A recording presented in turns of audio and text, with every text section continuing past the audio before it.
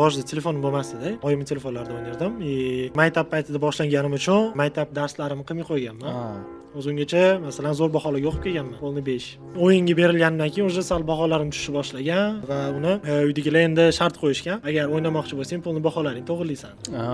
Ya'ni to'liq taqiqlashmagan, siz bilan shartlashishgan. Keyin men aytganman, "Хорошо" deganman, to'g'rilaganman. Baholarimni keyin dalish o'ynashga yana ruxsat olganman. Baba juda ham ko'p vaqt o'tkazayotganim ko'rishgandan keyin bu narsaga bab zapret qo'yishdi. Sen bo'lmaydi, yo'q, baholaring yaxshi, lekin baribir bo'lmaydi dedi. Shunaqa.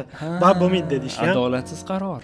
Endi o'sha paytlar men turnirlarga sekin kirib kelish boshlaganman. Bu 9-sinf paytlarim, 9-8-sinfda uydagilarni keyin ko'ndirganman, что buni orqasidan qanaqadir yaxshi daromadga ham chiqsa bo'ladi deb.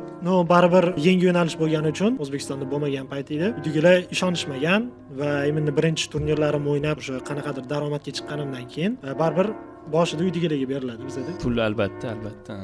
Tем более yoshmiz hali.